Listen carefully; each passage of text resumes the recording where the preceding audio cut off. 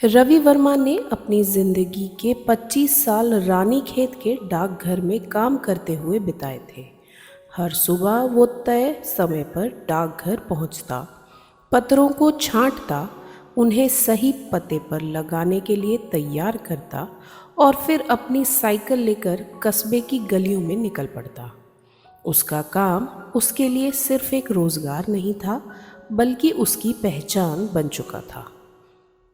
कस्बे के लोग उसे बेहद पसंद करते थे, क्योंकि वो न केवल समय पर उनकी चिट्ठियां पहुंचाता, बल्कि कभी कभी उनकी परेशानियों का हल भी निकालता था। किसी को अपनी बेटी की शादी के कार्ड भेजने होते या किसी बुजुर्ग को अपने बेटे को चिट्ठी भिजवानी होती, तो रवि हमेशा मदद के लिए तैयार रहता। लेकिन उसे ये अंदाज़ा भी नहीं था कि एक दिन उसे एक ऐसा पत्र मिलेगा जो न केवल किसी की जिंदगी से जुड़ा हुआ होगा, बल्कि एक पुराना रहस्य भी खोल देगा। उस दिन डाकघर में रोज की तरह चहल पहल थी। लोग अपने अपने कामों में लगे हुए थे। रवि को अचानक अपने वरिष्ठ अधिकारी ने बुलाया और कहा, रवि, आज पुराने भंडारण कक्ष की सफाई करनी है। वहाँ ढेरों पुराने पत्र और फाइलें पड़ी हैं जिन्हें छांटना ज़रूरी है। कुछ बेकार हो चुके दस्तावेज नष्ट करने होंगे और कुछ मुख्य रिकॉर्ड कक्ष में स्थानांतरित करने होंगे। रवि के लिए ये काम नया था, लेकिन उसने सहजता से हामी भर दी। जब वो भंडारण कक्ष पहुंचा तो वहां हर तरफ धूल और मकड़ी के जाले थे। लकड़ी की पुरानी अलमारियों में धूल जमी थी और जमीन पर जगह जगह पुराने पत्र बिखरे हुए थे। रवि ने अपने रुमाल से मुंह ढका और सफाई का काम शुरू कर दिया। कुछ देर तक वो पत्रों और फाइलों को छांटता रहा। इनमें अधिकतर वे चिट्ठियां थी जो या तो गलत पते के कारण वापस आ गई थीं या फिर कभी डिलीवर ही नहीं हो पाई थी। अचानक उसकी नज़र एक पुरानी लकड़ी की पेटी पर पड़ी। ये पेटी कोने में रखी हुई थी और इतनी धूल से ढकी थी कि शायद कई वर्षों से किसी ने इसे छुआ तक नहीं था। रवि ने उत्सुकता से उसे खोला। अंदर एक के बाद एक पत्रों के ढेर लगे थे, जिनमें से कई अब जर्जर हो चुके थे। कुछ पत्रों की स्याही धुंधली हो चुकी थी, लेकिन एक पत्र ऐसा भी था जो बाकियों से अलग लग रहा था। ये ज़्यादा पुराना तो था, लेकिन इसकी मोहर अभी तक स्पष्ट थी और पता भी साफ पढ़ा जा सकता था। रवि ने पत्र को उठाकर गौर से देखा। उस पर लिखा था, प्रेषक सुमिता देवी, प्राप्तकर्ता मीरा जोशी, पता 14 हिलव्यू लेन, रानीखेत, तारीख 12 अप्रैल 1975। रवि का दिल जोर से धड़कने लगा। ये पत्र लगभग 50 साल पुराना था। ये कभी डिलीवर क्यों नहीं हुआ? क्या ये गलती से यहाँ छोड़ा गया था या फिर जानबूझकर इसे रोका गया था? पत्र के बारे में सोचते हुए वो अपने वरिष्ठ अधिकारी के पास गया और उन्हें दिखाया। अधिकारी ने पत्र को ध्यान से देखा और फिर चिंतित स्वर में कहा, रवि, ये पता तो अब अस्तित्व में नहीं है। मतलब? रवि ने हैरानी से पूछा। 14 हिलव्यू लेन पर जो घर था वो कई साल पहले जलकर राख हो गया था। वहां अब कोई नहीं रहता। अधिकारी ने गहरी सांस लेते हुए जवाब दिया। रवि के मन में और सवाल उठने लगे। आखिर ये पत्र इतने वर्षों तक डाकघर में कैसे रह गया? क्या इसे जानबूझकर छुपाया गया था? और अगर हाँ, तो क्यों?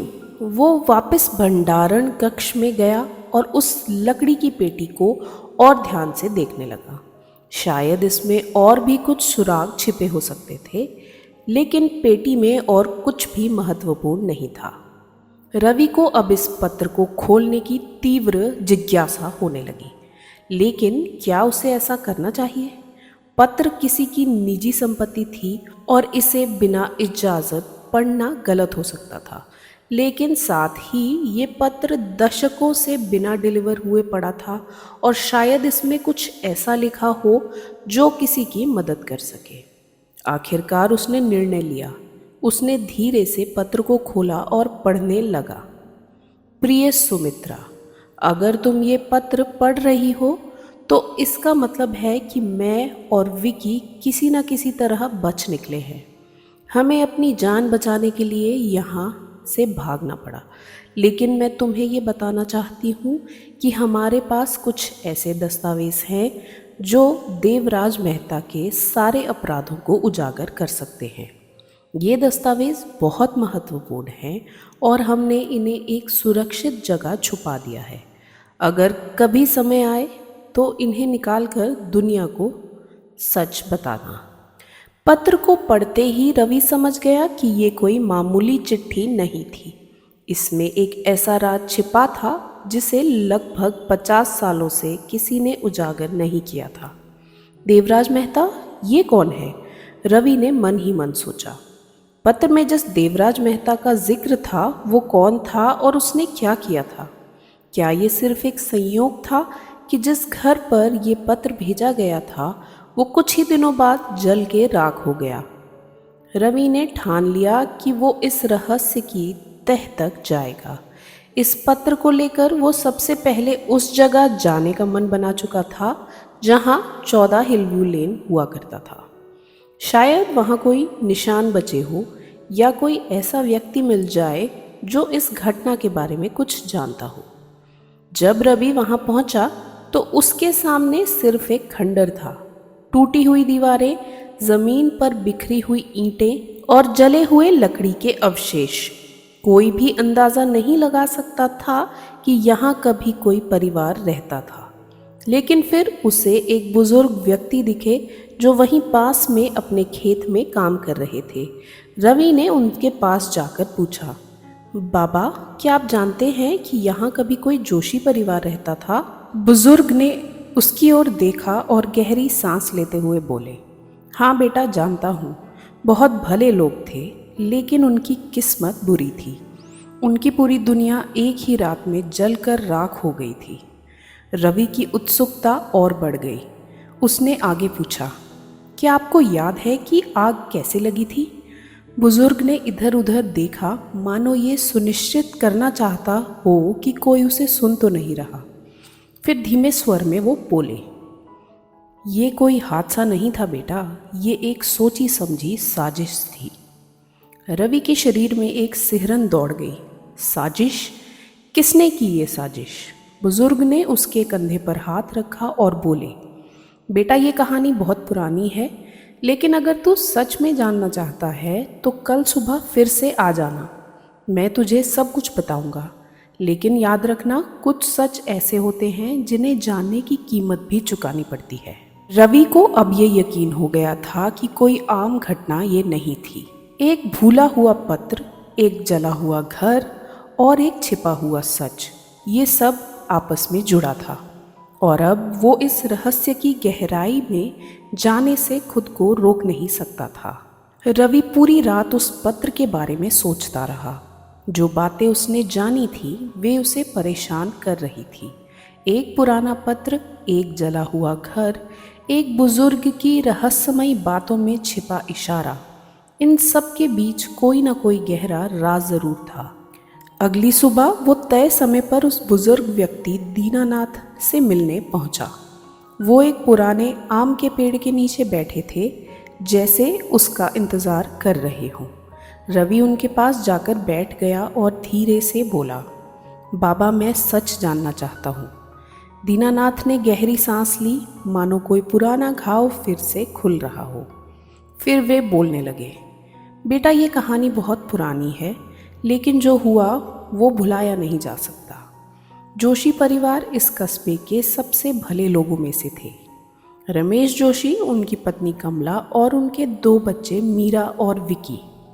वे पढ़े लिखे और ईमानदार लोग थे, लेकिन उनकी ज़िंदगी में एक ऐसा दुश्मन था जो उनके लिए काल बनकर आया था। उसका नाम था देवराज मेहता। रवि को ये नाम फिर से सुनकर झटका लगा।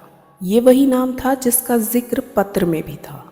देवराज मेहता कौन था? रवि ने पूछा। दीनानाथ ने अपने कांपते हाथों से लाठी को कसकर पकड़ लिया। वो इस इलाके का सबसे ताकतवर आदमी था।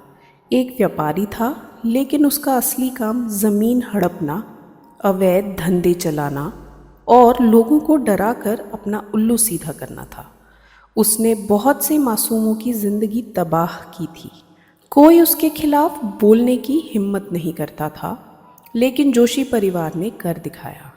रवि अब पूरी तरह से इस कहानी में खो चुका था। उसने बेसब्री से पूछा, उन्होंने क्या किया था? दीनानाथ ने जवाब दिया, रमेश जोशी ने देवराज की अवैध गतिविधियों की शिकायत पुलिस में कर दी थी। उनके पास कुछ दस्तावेज थे जो ये साबित कर सकते थे कि देवराज ने कई जमीनों पर जबरन कब्जा किया था और कई लोगों के रहस्यमय तरीके से गुमशुदा होने के पीछे भी उसका ही हाथ था। उन्होंने अदालत में गवाही देने का फैसला किया था, लेकिन इससे पहले कि वे कुछ कर पाते, उनके घर में आग लग गई। रवि की रूह कांप गई। तो क्या ये आग? हाँ बेटा, दीनानाथ ने धीरे से कहा, ये कोई हादसा नहीं था। ये देवराज की साजिश थी। किसी ने रात के अंधेरे में उनके घर को आग के हवाले कर दिया। रवि को कुछ समझ नहीं आ रहा था, लेकिन पत्र में लिखा था कि मीरा और विक्की बच निकले थे। क्या ये सच था? दीनानाथ ने कुछ देर सोचा, फिर बोले, कोई नहीं जानता। जब अग्निकांड हुआ तो लोगों ने केवल रमेश और कमला के जले हुए शव देखे। बच्चों के बारे में कुछ पता नहीं चला। कुछ लोगों का कहना था कि वे आग में जलकर मर गए, लेकिन उनके शरीर कभी नहीं मिले। और कुछ लोग कहते थे कि वो भाग निकले थे। लेकिन अगर ऐसा था तो वे कभी वापस क्यों नहीं आए? रवि अब और भी उलझ गया था। अगर मीरा और विक्की जिंदा थे तो वो कहाँ गए? क्या उन्होंने सच में वो दस्तावेज छुपाया था जिसके बारे में पत्र में लिखा था? और अगर हाँ, तो वो दस्तावेज अब कहाँ होगा? उसने दीनानाथ से पूछा, क्या आपको पता है कि वो किस जगह वो दस्तावेज छुपा सकते थे? बुजुर्ग ने सिर हिलाया, नहीं बेटा, लेकिन अगर कोई इसका जवाब दे सकता है तो वो है मीरा और विक्की। लेकिन वे अब कहाँ हैं ये कोई नहीं जानता। रवि को लगा जैसे ये कहानी अधूरी रह गई है। वो इतनी दूर आ चुका था और अब हार मानना नहीं चाहता था। उसने तय किया कि वो किसी भी तरह ये पता लगाएगा कि मीरा और विक्की का क्या हुआ। रवि ने सोचा कि उसे अब पुरानी सरकारी रिकॉर्ड खंगालने होंगे। उसने कस्बे के नगर पालिका कार्यालय में जाकर 1975 के रानीखेत के जनसंख्या रिकॉर्ड देखने की अनुमति मांगी। कई घंटों की मेहनत के बाद उसे जोशी परिवार का पूरा रिकॉर्ड मिला, लेकिन एक बात ने उसे चौंका दिया। मीरा और विक्की का नाम मरने वालों की सूची में नहीं था। ये साबित करता था कि सरकार के पास उनके मरने का कोई प्रमाण नहीं था। इसके अलावा एक और महत्वपूर्ण जानकारी सामने आई। 1975 के बाद एक महिला जिसका नाम मीरा शर्मा था ने रानीखेत छोड़ दिया था और नैनीताल में एक नया घर खरीदा था। रवि को शक हुआ कि ये मीरा जोशी ही हो सकती है। उसने तुरंत नैनीताल जाने का फैसला किया। नैनीताल पहुंचने के बाद रवि ने पता लगाया कि मीरा शर्मा नाम की महिला अब इस दुनिया में नहीं थी, लेकिन उसकी बेटी नंदिनी शर्मा अब भी वहां रहती थी। रवि ने हिम्मत जुटाकर नंदिनी के घर का दरवाज़ा खटखटाया। एक युवती ने दरवाज़ा खोला। जी, आप कौन? उसने पूछा। रवि ने विनम्रता से कहा, मेरा नाम रवि वर्मा है, मैं रानीखेत से आया हूँ। मुझे आपकी माँ के बारे में कुछ ज़रूरी बात करनी थी। नंदिनी चौंक गई। मेरी माँ? लेकिन वो तो कई साल पहले गुजर चुकी हैं। आप उन्हें कैसे जानते थे? रवि ने धीरे से कहा, मैं उन्हें नहीं जानता था, लेकिन मुझे उनके अतीत के बारे में कुछ बातें पता चली हैं। आपकी माँ पहले मीरा जोशी के नाम से जानी जाती थी, है ना? नंदिनी के चेहरे का रंग उड़ गया। आप कैसे जानते हैं? रवि ने जेब से वो पुराना पत्र निकाला और उसकी ओर बढ़ाया। ये पत्र मैंने रानीखेत के डाकघर में पाया था। ये आपकी माँ के लिए था, लेकिन कभी उन तक नहीं पहुँचा। इसमें एक रहस्य छुपा है जो अब तक अनसुलझा है। नंदिनी ने कांपते हाथों से पत्र लिया और पढ़ने लगी। उसकी आंखों में आंसू आ गए। माँ ने हमें कभी नहीं बताया कि हमारे नाना नानी के साथ क्या हुआ था। वो हमेशा कहती थी कि हम बस एक नई ज़िंदगी शुरू करना चाहते हैं, लेकिन अब मुझे समझ आ रहा है कि वो क्या छुपा रही थी। रवि ने धीरे से पूछा, क्या आपको उन दस्तावेज़ों के बारे में कुछ पता है जिनका जिक्र इस पत्र में किया गया है? नंदिनी ने आंसू पोंछे और कहा, नहीं, लेकिन माँ ने मरने से पहले एक बार कहा था कि उनका अतीत एक दिन ज़रूर उन्हें ढूंढ लेगा। शायद उनका इशारा इसी पत्र की ओर था। रवि जानता था कि अब ये राज खोलने के लिए उसे और गहराई में जाना होगा। शायद मीरा ने कहीं कोई संकेत छोड़ा हो जो अब तक किसी को नहीं मिला था, लेकिन क्या ये संकेत नंदिनी के पास था? रवि को अब इस गुमशुदा अतीत की गुत्थी सुलझाने के लिए अगले कदम की तैयारी करनी थी। रवि के मन में सवालों की झड़ी लगी हुई थी। नैनीताल में नंदिनी से मिलकर उससे ये एहसास हुआ कि मीरा जोशी ने कभी अपने अतीत को पूरी तरह से नहीं छोड़ा था। वो सिर्फ एक नई जिंदगी की तलाश में नहीं थी, बल्कि वो उस अतीत को भी पीछे छोड़ने की कोशिश कर रही थी जो उसे हमेशा के लिए घेर चुका था। रवि का दिल बेचैन था। उसे ये महसूस हो रहा था कि मीरा के अतीत के कुछ ऐसे और हिस्से हैं जो अब तक पूरी तरह से उजागर नहीं हुए थे। नंदिनी ने रवि को बताया था कि उसकी माँ मीरा जोशी हमेशा अपने अतीत को छिपाने की कोशिश करती थी, लेकिन अब रवि जानता था कि उस अतीत में एक गहरा रहस्य था, देवराज मेहता का काला साम्राज्य और मीरा और विक्की के बचने के बाद का रहस्य। रवि ने ठान लिया कि वो इस सच को खोज कर ही रहेगा, चाहे इसके लिए उसे किसी भी हद तक जाना पड़े। रवि ने नंदिनी से ये वादा किया कि वो मीरा के पुराने रहस्यों को उजागर करने की पूरी कोशिश करेगा और इसके लिए उसे और अधिक जानकारी की ज़रूरत थी। नंदिनी ने कुछ समय तक सोचने के बाद कहा, मेरे पास एक पुरानी अलमारी है जिसमें माँ का कुछ पुराना सामान पड़ा हुआ है। वो हमेशा कहती थी कि ये चीज़ें बहुत अहम हैं, लेकिन मैंने कभी ठीक से जानने की कोशिश नहीं की। हो सकता है उसमें कोई सुराग हो। रवि और नंदिनी उस अलमारी की ओर बढ़े। नंदिनी ने उसे अलमारी खोलने की अनुमति दी। अलमारी में कुछ पुराने कपड़े, किताबें और फोटो एल्बम थे। रवि ने उन्हें ध्यान से देखा और एक कोने में एक ऐसा छोटा सा संदूक रखा हुआ पाया। संदूक में कुछ पुरानी चिट्ठियाँ, दस्तावेज और एक जले हुए पत्र के टुकड़े पड़े थे। रवि ने उन्हें एक एक कर कर खंगाला। अचानक उसकी नज़र एक पत्र पर पड़ी जो कुछ हद तक जल चुका था, लेकिन अब भी पढ़ने योग्य था। रवि ने वो पत्र ध्यान से खोला और उसमें लिखे शब्दों ने उसकी धड़कन बढ़ा दी। प्रिय सुमित्रा, अगर तुम ये पत्र पढ़ रही हो तो इसका मतलब है कि हम दोनों को हमारी ज़िंदगी की सबसे बड़ी कठिनाइयों का सामना करना पड़ रहा है। तुम्हारी मदद के बिना हम दोनों यहाँ तक नहीं पहुँच पाते। मैंने और विक्की ने वो सारे दस्तावेज सुरक्षित कर लिए हैं जो देवराज मेहता के काले धंधों को उजागर करेंगे। अगर कभी हमें कुछ हो जाए तो तुम इन दस्तावेज़ों को उजागर करना। ये दुनिया को बता देंगे कि देवराज ने कितनी जिंदगियां बर्बाद की हैं। पत्र के अगले हिस्से में मीरा जोशी और विक्की के छिपने का जिक्र था। रवि ने महसूस किया कि मीरा और विक्की ने उन दस्तावेज़ों को कहीं सुरक्षित जगह पर छिपा दिया था ताकि वे देवराज के खिलाफ गवाह बन सकें। ये पत्र उनके बचने के बाद लिखा गया था और अब तक ये पत्र नंदिनी के पास पड़ा हुआ था। रवि ने महसूस किया कि वो शायद अब उस सुरक्षित जगह का पता लगाने के करीब था जहां वो दस्तावेज छुपाए गए थे। रवि ने नंदिनी से पूछा, क्या तुम्हारी माँ ने कभी इस बारे में बात की थी कि वो दस्तावेज कहाँ छुपा सकती थी? नंदिनी ने सिर हिलाया।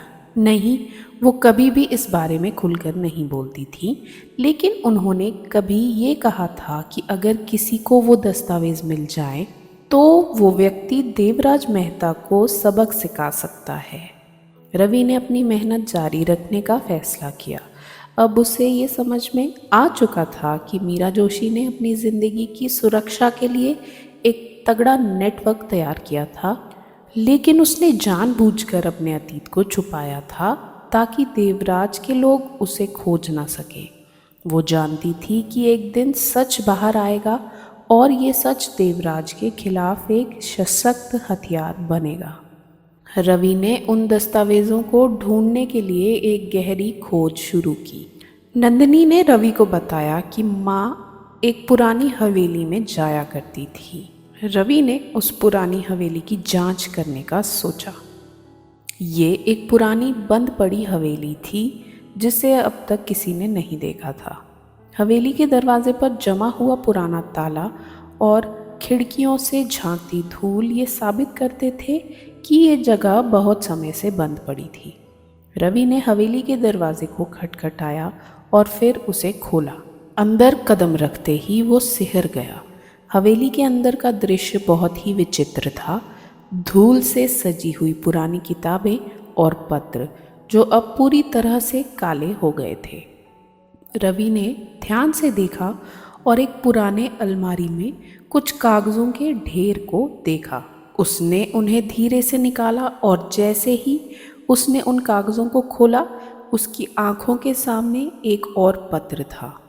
पत्र में मीरा जोशी ने ये लिखा था कि उसने इसी हवेली में सबसे अंदर वाले कमरे के फर्श के नीचे एक बक्सा छिपाया था जिसमें वो दस्तावेज थे।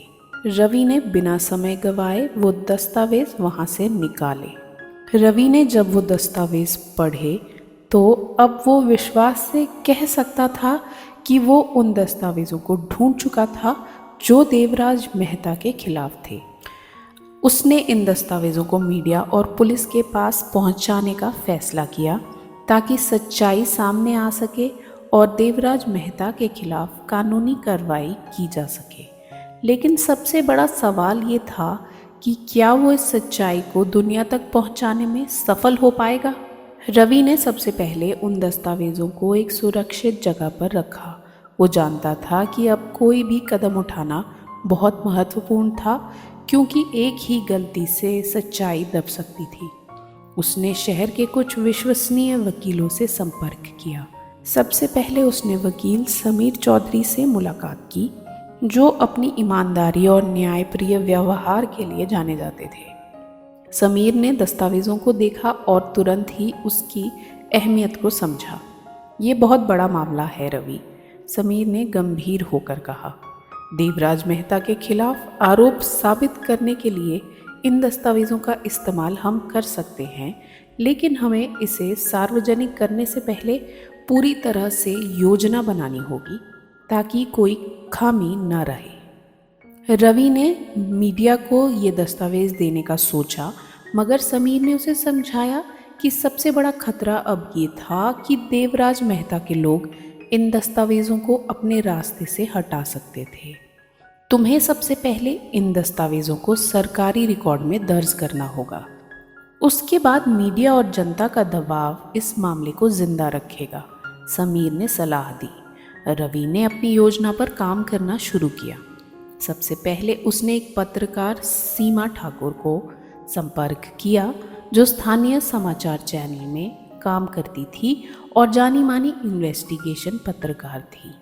उन्होंने कहा, ये मामला काफ़ी गंभीर है रवि, हमें इसे सही तरीके से मीडिया के सामने लाना होगा। सीमा ने रवि के साथ मिलकर उन दस्तावेज़ों को सार्वजनिक करने का फैसला किया और ये सुनिश्चित किया कि मीडिया के हर चैनल पर ये खबर फैले। जब दस्तावेज़ मीडिया के थ्रू बाहर आए तो मीडिया और जनता का समर्थन रवि को मिलने लगा और ये मामला पूरे राज्य में सुर्खियों में आ गया। देवराज मेहता के खिलाफ दबाव बढ़ता गया और उसकी छवि धूमिल होने लगी। ये मामला एक सार्वजनिक मुद्दा बन गया और अब लोगों को ये महसूस होने लगा था कि अगर एक व्यक्ति के खिलाफ इतनी सारी गवाहियाँ और सबूत हैं तो उसे सज़ा मिलनी चाहिए। लेकिन देवराज मेहता ने अपनी पूरी ताकत लगाकर रवि और समीर पर दबाव डालना शुरू किया। उसकी टीम ने उन्हें धमकी देना शुरू किया और ये सुनिश्चित करने की कोशिश की कि वे अपनी योजना से पीछे हट जाए। लेकिन रवि और समीर ने डर का सामना किया और अपनी राह पर चलते रहे। रवि को ये महसूस हुआ कि अगर अब पीछे हटे तो उसने जो संघर्ष शुरू किया था वो अधूरा रह जाएगा। समय बीतता गया और कोर्ट में ये मामला तेज़ी से आगे बढ़ने लगा। अदालत में जितनी गवाही दी गई और जितने दस्तावेज पेश किए गए उतना ही दबाव बढ़ता गया।